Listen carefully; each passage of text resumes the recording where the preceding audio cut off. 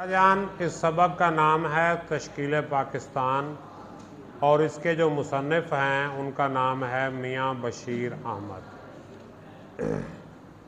तो बेटा इसमें उन्होंने पाकिस्तान की तख्लीक का पस मंज़र, पाकिस्तान को हासिल करने के लिए किस तरह जद्दोजहद की गई और आखिर किस तरह पाकिस्तान मारज़ वजूद में आया, ये सारी चीज़ें जो हैं इन्होंने यहाँ बयान की हैं। तो तश्कील पाकिस्तान में आगाज़ करते हैं इन्होंने औरंगज़ेब आलमगीर की हुकूमत के ख़ात्मे के बाद। तो वो कहते हैं औरंगज़ेब आलमगीर की वफ़ात 1707 के 150 साल बाद तक कायम रही। क्या चीज़? हिंदुस्तान में इस्लामी हुकूमत।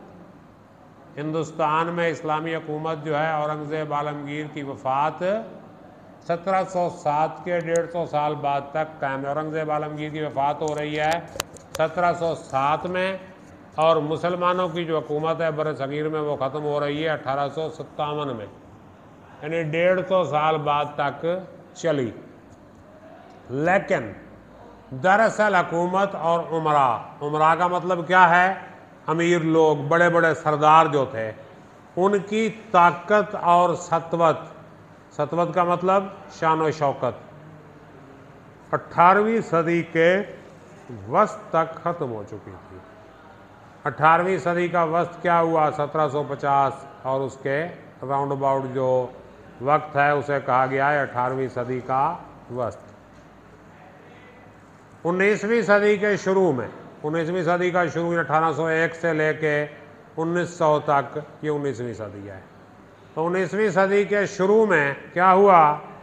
मुसलमानों के सियासी तनज़्ज़ुल की तकमील हुई। तनज़्ज़ुल का मतलब ज़वाल, यानी मुसलमानों की सियासत जो है वो ज़वाल पजीर हुई और उसके ज़वाल की तकमील हुई, उसको मुकम्मल कर दिया गया।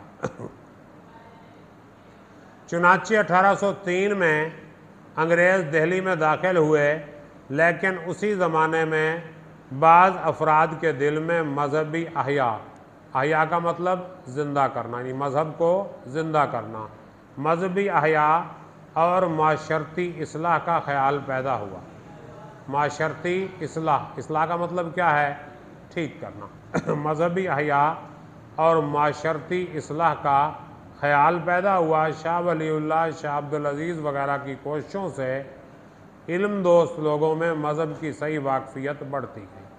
यानी जो इल्म के दोस्त थे, जो इल्म को पसंद करते थे, उन लोगों में क्या हुआ? मज़हब की सही वाकफियत बढ़ती गई। लेकिन अवाम की मजहबी हालत बहुत गिरी हुई थी, यानी अवाम की जो रिलीजियस पोजीशन थी वो बहुत ही डाउन हो चुकी थी। और मज़मूम माशरी रस्मों में, मज़मूम का मतलब बुरी, खराब, गंदी, माशरी रस्मों में, माशरे की रस्मों में मुसलमानों और हिंदुओं में ज़्यादा फ़र्क ना था, यानी मुसलमान हिंदू तकरीबन बराबर ही हो चुके थे। सियासी तनज़्ज़ुल और माशरती तकरीब के उस नाजुक वक्त में, तकरीब का मतलब खराबी, क्या उस नाजुक वक्त में एक पुरखुलूस मुस्लिह, पुरखुलूस का मतलब जिसका खुलूस अच्छा था, अच्छी नीयत वाले, मुस्लिह इस्लाह करने वाले सैयद अहमद बरेलवी पैदा हुए। सैयद अहमद बरेलवी ये बरेली शरीफ के रहने वाले थे। बरेलवी मकतब फ़िक्र से इनका कोई ताल्लुक़ नहीं था और ना ही ये इमाम अहमद रज़ा खां बरेलवी के पैरोकार थे, ये उनसे पहले की चीज़ है। इसी सिलसिले में जिन्होंने 1816 से 1831 तक 15 साल मुसलमानों की मजहबी और माशरती खराबियों को दूर करने की पूरी कोशिश की। इसी सिलसिले में मजहबी आज़ादी के हुसूल के लिए उन्होंने 1826 में सिखों के ख़िलाफ़ मजहबी जिहाद की मुहिम भी शुरू की। सिखों के ख़िलाफ़ मजहबी जिहाद की मुहिम भी शुरू की, जिसके आखिर में 7000 मुजाहिदीन ने पेशावर के करीब मैदान जंग में नुमायां कामयाबी हासिल की और सैयद अहमद ने एक निज़ाम हुकूमत कायम करके कबाइल की माशरती इस्लाह के अहकाम नाफिज किए। यानी सर उन्होंने कबाइल को ठीक करने की कोशिश की, लेकिन बाद सरदारों की गद्दारी से जो सिखों के साथ शरीक हो गए, आखिरकार मुसलमानों को शिकस्त हुई। यानी बाद पठान सरदारों ने उनके साथ गद्दारी की और वो क्या हुए, सिखों के साथ शामिल हो गए। आखिरकार मुसलमानों को शिकस्त हुई और उनका रहनुमा 6 मई 1831 को बालाकोट के मकाम पर शहीद हुआ। यानी मुसलमानों की मसाई का मतलब कोशिशें, सही की जमा मसाई, कोशिशें, स्ट्रगल्स, खुद मुसलमानों के हाथों बर्बाद हो गई। ये बात याद रखने के काबिल है कि सैयद अहमद बरेलवी ने बार बार हिंदुस्तान के मुसलमानों को दूसरी कौमों के मुकाबले में जमा किया और उनके इस्लाही काम को उनके बाद मजहबी जानशीनों ने जारी रखा। सर सैयद बाज़ बातों में अपने हम नाम के हम ख्याल थे और उनके अकीदतमंद थे। यानी सैयद अहमद खान जो है, सैयद अहमद बरेलवी के हम ख्याल भी थे और उनके अकीदतमंद भी थे। उस ज़माने में बिहार में मुसलमानों में फ़राइज़ी तहरीक उठी। फ़राइज़ी तहरीक जिसका मकसद था आप अपने फ़राइज़ पूरे करें, जिसका मकसद गरीब मुसलमानों की नागुफ्ता बे जो बताने के काबिल नहीं है, नागुफ्ता बे हालत की इस्लाह और उनकी इमदाद था। 1857 में मुसलमानों की रही सही इज़्ज़त भी खाक में मिल गई, रही सही जो बाकी बची थी। अंग्रेज़ी हुकूमत 100 साल से उनकी ज़िल्लत के दरपे थी। यानी वो ये ज़िल्लत चाहती थी कि मुसलमान ज़लील व ख्वार हों। बतदरीज आहिस्ता आहिस्ता मुसलमानों की ज़मीनें और ओहदे छीन लिए गए। जो उनके पास ज़मीनें थी वो भी छीन ली गईं और जो ओहदे थे उनके पास वो भी उनसे ले लिए गए। इस्लामी तालीम के ज़राए ख़त्म कर दिए गए। 1837 में फ़ारसी ज़ुबान अदालतों से खारिज कर दी गई। 1857 के बाद उन पर अताब और दबाव बढ़ता गया। अताब का मतलब सख्ती। इस तरह मुसलमान पसपा भी हुए और इन मज़ालिम से मुतासर होकर नई हुकूमत और उसके इदारों से बेजार भी होते गए। बेजार का मतलब छोड़ते गए उनको। उधर हिंदुओं की बेरुखी ने उनके ज़ख्मों पर और भी नमक छिड़का। इस नागुफ्ता बे हालत में, इस ना बयान करदा हालत में एक दूर अंदेश हमदर्द मिल्लत उठा। हमदर्द मिल्लत का बड़ा गौर व फिक्र करने वाला एक दूर अंदेश, जिसने अपनी मायूस और पसमानदा कौम को उम्मीद, मेहनत और तरक्की का ज़िंदगी बख्श पैगाम दिया। मायूस, पसमानदा, जवाल का शिकार कौम को ये मर्द खुदा सैयद अहमद खान थे। ये उन्हीं की जिद्दोजहद का नतीजा था। जिद्दोजहद का मतलब कोशिश। गो मुल्क हाथों से गया, मिल्लत की आंखें खुल गईं। मुल्क तो चला गया हाथों से, मगर मिल्लत की आंखें जो हैं वो खुल गई, मिल्लत जो है वो बेदार हो गई। तो बेटे इसके हवाले से कोई सवाल, कोई बात आपके जहन में आती है तो पूरी बेशर्मी से पूछ सकते हैं।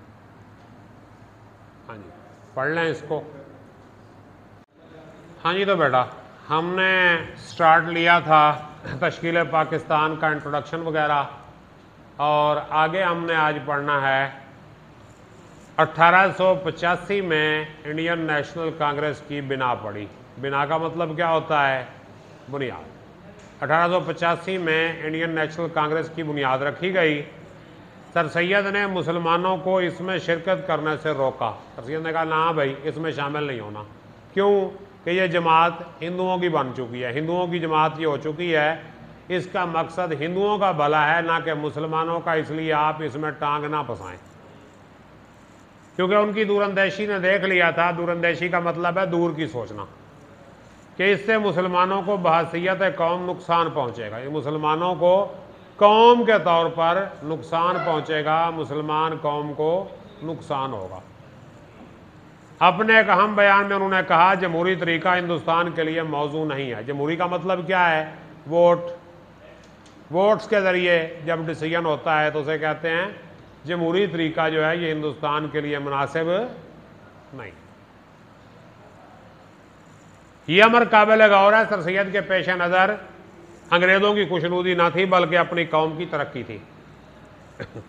हकीकत यह है कि वो पहले हिंदुस्तानी थे जिन्होंने अपनी मशहूर तसनीफ़ असबाब बगावत हिंद लिखकर हुकूमत को तवज्जो दिलाई कि गदर का सबसे बड़ा सबब यह था कि हिंदुस्तानियों को मुल्क की सियासी काउंसिलों में शामिल ना किया गया। हिंदुस्तानियों को मुल्क की सियासी काउंसिलों में शामिल ना किया गया।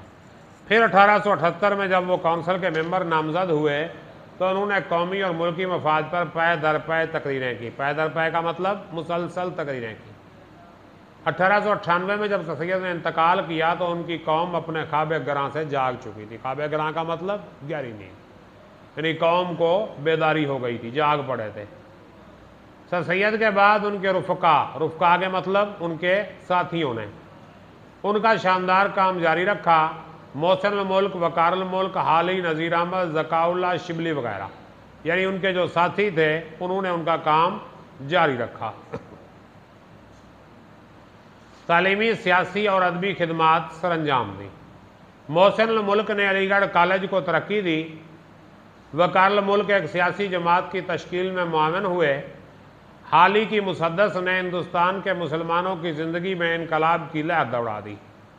शिबली ने इस्लामी तारीख के आईने में उन्हें अपनी गुज़श्ता अज़मत दिखाई। शिबली ने क्या दिखाया? पुरानी अज़मत उनकी कि वो क्या थे। शिबली ने उन्हें इस्लामी तारीख के आईने में गुज़श्ता अज़मत दिखाकर उनके दिलों को गरमा दिया। अमीर अली ने अपनी अंग्रेज़ी तसानीफ से मगरबी हलकों में इस्लाम की वक़्त पैदा की। वक़्त का मतलब शाम। अलीगढ़ तहरीक की वजह से कौम में कई और तहरीकात शुरू हो गईं। इख्तलाफात ज़रूर उन्मा हुए लेकिन एक हद तक यह नई ज़िंदगी का निशान थे। सर सैयद, अमीर अली और दीगर बुज़ुर्गों ने इस्लाम को मगरबी उलूम से इस तरह जा मिलाया था कि उसे एक तरक्की याफ्ता मज़हब साबित किया। लेकिन इस जदीद इल्मुल कलाम के रद्द अमल के तौर पर बाज़ और मजहबी मसाई बरूए कार आईं। मसाई का मतलब कोशिशें बरूए कार आईं, काम की गईं। शिबली ने लखनऊ में नज़वतुल उलमा कायम किया, यानी सर सैयद के मुकाबले में सर सैयद ने अलीगढ़ कायम किया, उसमें अंग्रेज़ी तालीम, जदीद उलूम की तालीम दी। शिबली ने लखनऊ में नज़वतुल उलमा का अदारा कायम किया जहाँ पे वो मौलवी तैयार करते थे।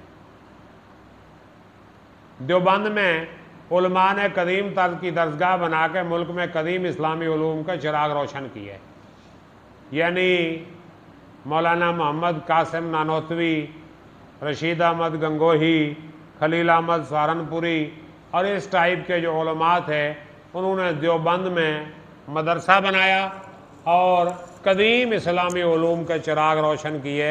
यानी उन्होंने कहा ना भाई, असल दीन ये है जो हम दे रहे हैं, सर सैयद नहीं।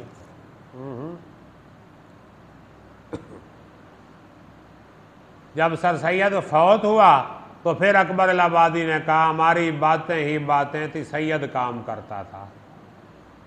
हम तो बातें करते रहे, सर सैयद जो है वो काम कर गया। जी अच्छा जनाब, कदीम इस्लामी उलूम के चिराग रोशन किए। इन मसाई का मतलब कोशिशों का नतीजा ये हुआ कि मज़हब से बेगानगी बहुत हद तक कम हो गई। बेगानगी का मतलब क्या है? मज़हब से दूर होना। मदेशा साहब जाग जाओ, किताब तो है नहीं तुम्हारे पास। नहीं, आप तो अपने वो क्या कहते हैं टांगों के दरमियान देख रहे हो, पता नहीं वहाँ क्या पड़ा है। हाँ, अल्लाह के बंदे किताब की तरफ देखो।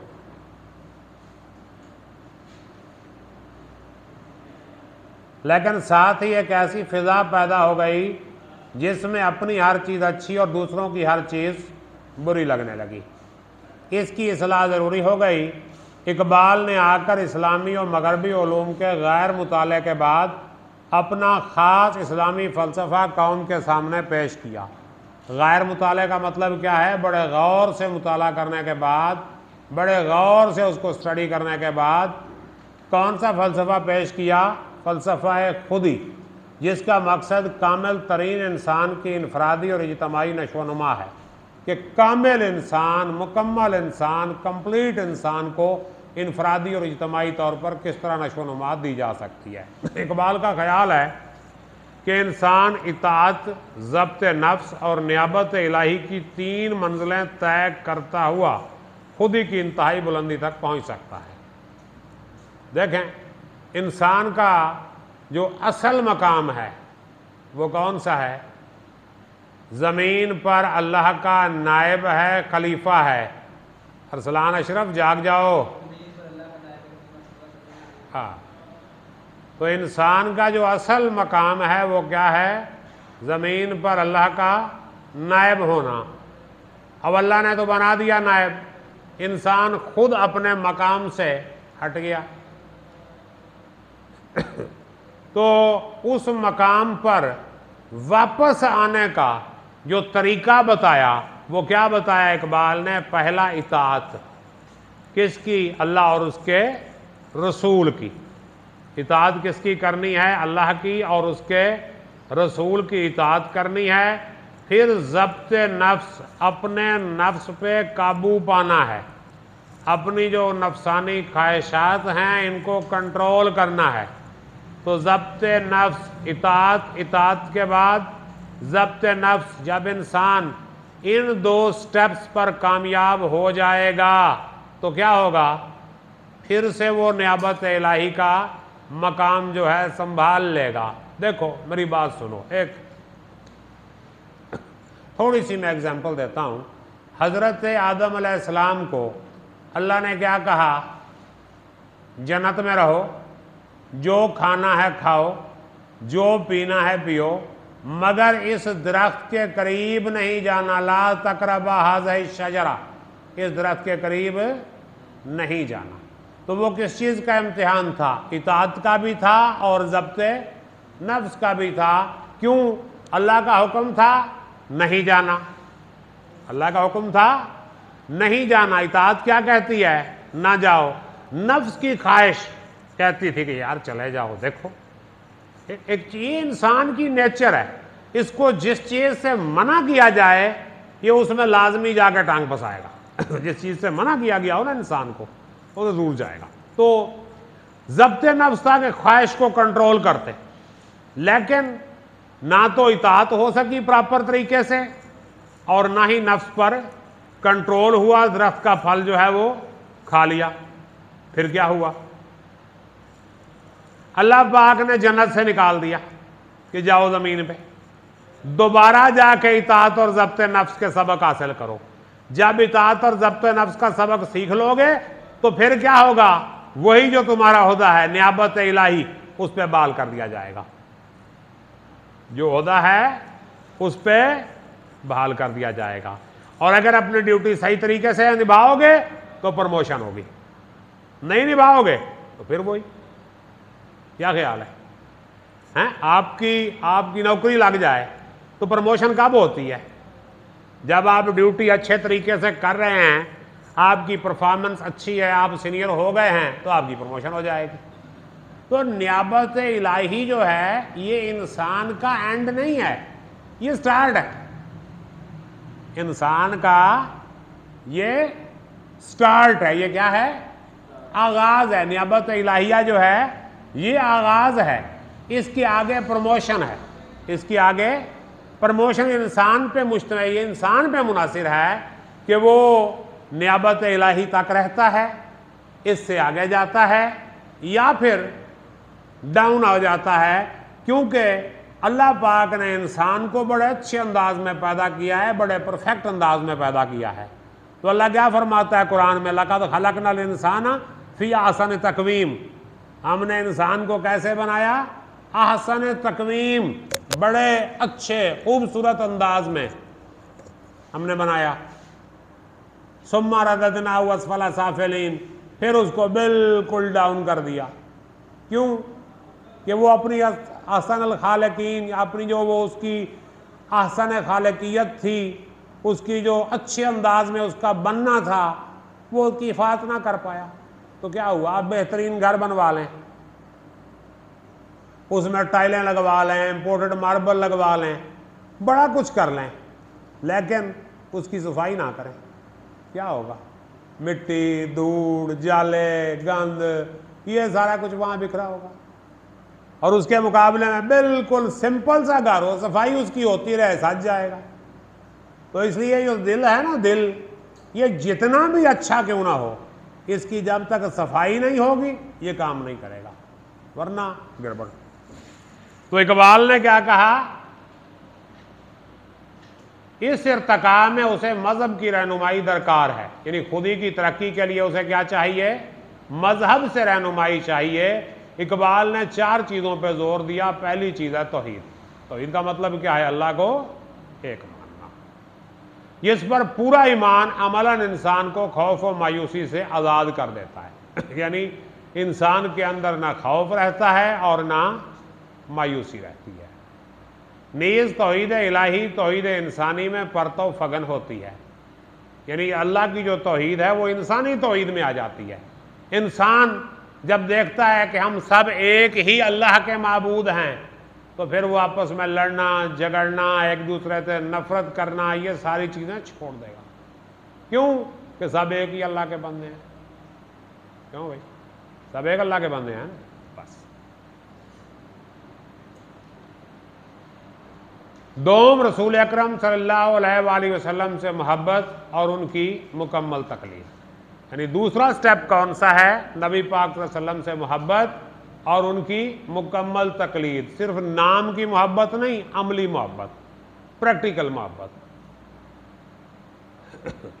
सोम, कुरान का मुताला और उसकी तालीमात की पैरवी। तीसरे नंबर पर कुरान पाक की स्टडी करना और उसकी जो तालीमात हैं उन पर अमल करना। और चहारुम क्या चीज़ है, रजाइयत। रजा क्या होता है, उम्मीद, यानी उम्मीद पर चलेंगे, ना उम्मीदी को ख़त्म करें और उम्मीद पर चलना शुरू कर दें। रजाइयत यानी मायूसी और गम पसंदी को तर्क करके उम्मीद, हिम्मत और जुर्रत की राह अख्तियार करना। इकबाल ने सच्चे मोमिन की यूं तारीफ की है, हर लहजा है मोमिन की नई शान नई आन, गुफ्तार में किरदार में अल्लाह की बुरहान। अब देखो, अल्लाह को किसी ने देखा, बोलो नहीं देखा। देखो मेरी बात सुनो, इस वक्त अल्लाह हमारे सामने नहीं है, वो कभी भी नहीं आया सामने। अल्लाह हमारे सामने नहीं है। हम जिस जिस चीज़ को मानते हैं, हम मुस्लिम हैं ना, जिस जिस चीज़ को हम मानते हैं उनमें से कोई चीज़ हमारे सामने है। हम अल्लाह को मानते हैं, अल्लाह है हमारे सामने।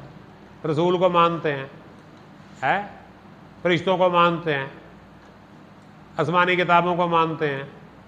सिर्फ कुरान पाक हमारे सामने मौजूद है।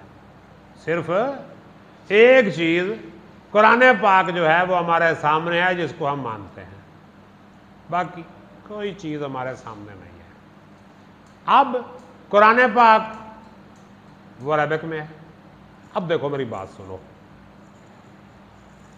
अल्लाह ने अपना आप मनवाने के लिए अपने पैगंबर भेजे। पैगंबरों ने आके ऐसा डिमॉन्स्ट्रेशन किया, ऐसा मुजाहरा किया कि उस मुजाहरे को देखकर लोग अल्लाह को मानते गए, यानी जाहिर को देखकर गैब को मान गए। जाहिर को देखा, गैब को मान लिया। अब जाहिर क्या है, अब एक कुरान है, दूसरे मुसलमान है। अल्लाह को मनवाने के लिए इस वक्त जाहिर में एक कुरान है, दूसरे मुसलमान है। कुरान अरबी जुबान में है, वो किसी ने पढ़ना नहीं। जो भी गैर मुस्लिम है उसने क्या करना है, मुसलमानों को देखना है, मुसलमानों का बिहेवियर देखना है, मुसलमानों का रवैया देखना है।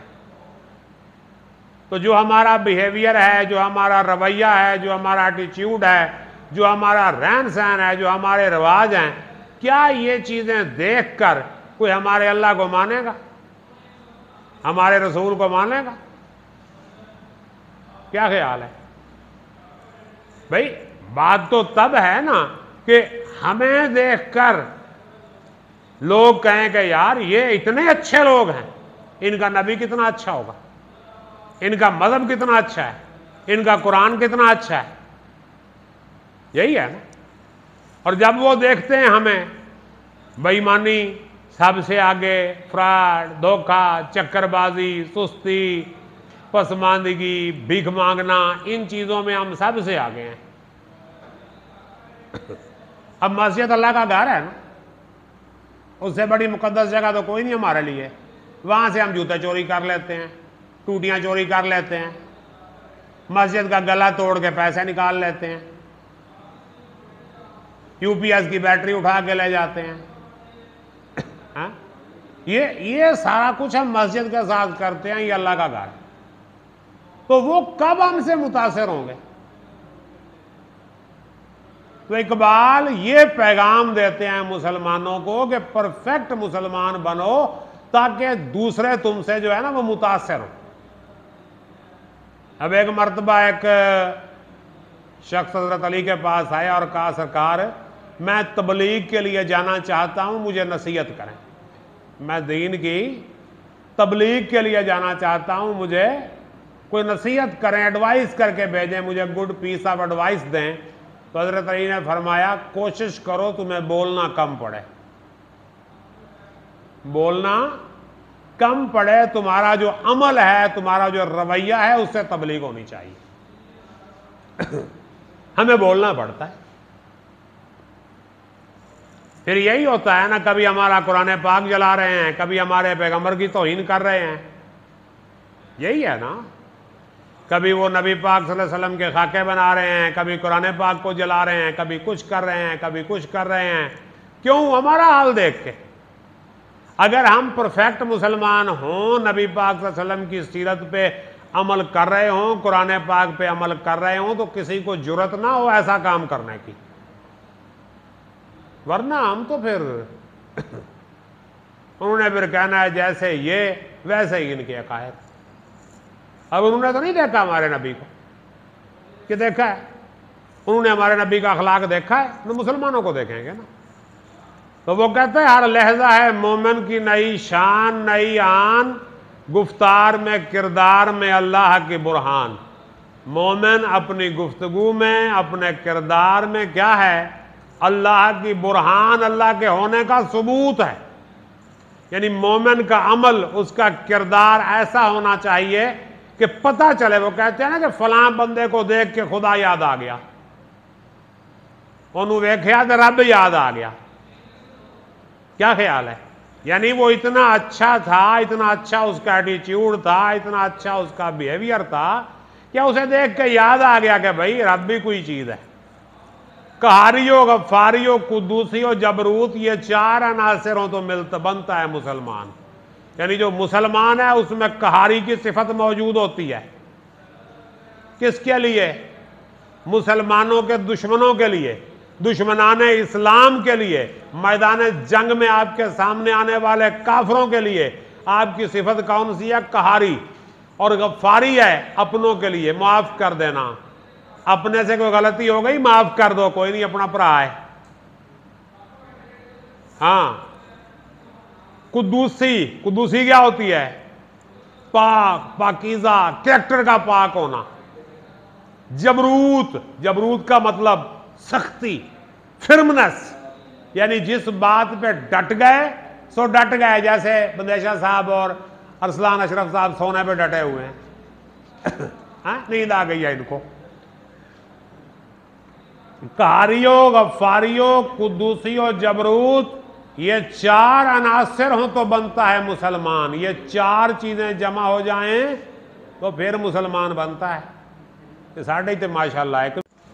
तो क्या कहा उसने? ये चार अनासिर हो तो बनता है मुसलमान। ये चार चीजें मुसलमान के अंदर मौजूद होंगी तो वो मुसलमान बनेगा। सही मुसलमान वो है जिसे देख के अल्लाह याद आ जाए, जिससे जिगर लाला में ठंडक हो वो शबनम, दरियाओं के दिल जिससे दहल जाएं वो तूफान। यानी मुसलमान ऐसा दलेर उसको होना चाहिए कि लाला का जिगर ठंडा हो जाए। यानी अपनी बरादरी वास्ते हो हल्का यारा तो बरेशम की तरह नरम, रज़्म हक व बातिल हो तो फौलाद है मोमिन।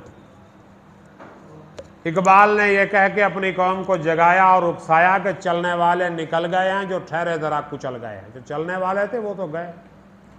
अपने रहनुमाओं की पुकार सुनकर मुसलमान कौम तरक्की की राह पर कुछ चलने तो लगी, लेकिन जाबजा ठोकरें खाते हुए।